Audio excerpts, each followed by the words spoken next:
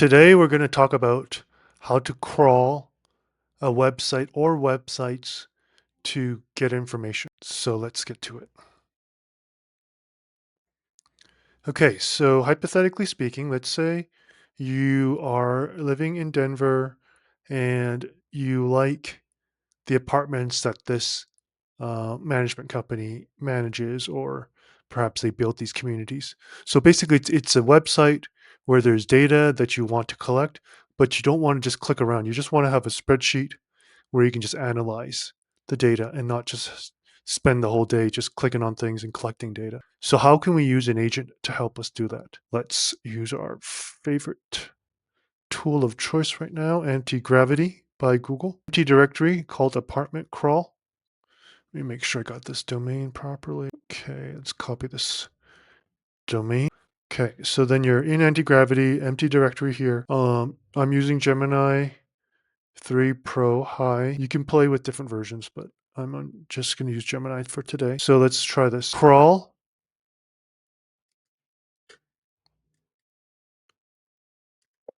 And look for 1-bedroom apartments in Denver with the price range between $1,900 to $2,500 a month, period. Put in the name of the community, comma, address, floor, amenities, price, period.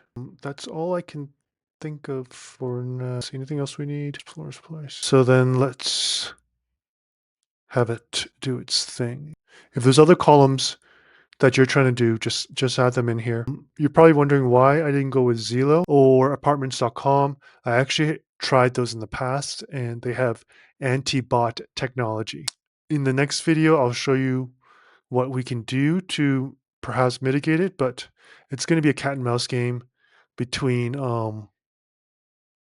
these websites. I think we're going to see these websites eventually ease off because agents are going to be doing most of the work for us. So it just doesn't make sense for Zillow to discriminate against a human versus an agent. They're going to call it a bot. It's a very interesting time. We'll see what happens. So let's try see how this prompt works. Okay, so it's gotten started. It actually opened up a browser, which I didn't ask it to do, but it did it anyways. You have to allow it to click, but you can see what it's doing. So you can see I'm just like pressing. It's always asking me for permission to click on stuff. I think it's because it's afraid that just doesn't want to, I don't know, email history. So I'm just sitting here just literally not even seeing what it's doing, just confirm, confirm, confirm, because it's not going to be signing a lease or anything. It's probably just overly cautious right now. Things are going to change in the future. In case you want to see what's going on, you can kind of see it's actually doing its thing. It's doing what I would be doing, looking for prices, filtering. It's actually a little annoying that I have to do this confirm, confirm, confirm. Things will change quickly. It did a lot of stuff, but then it just kind of stopped.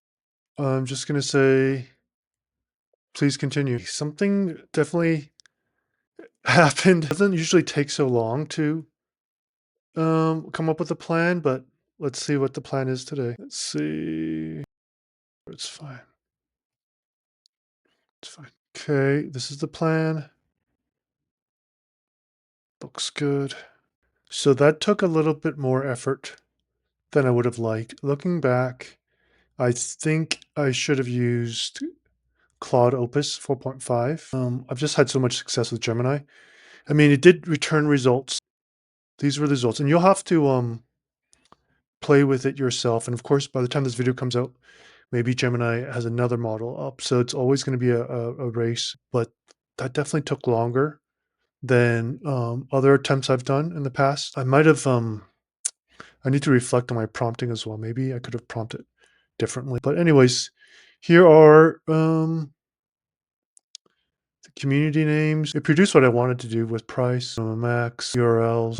Didn't give the address. Take a look at my next video to see how we're going to crawl using Comet.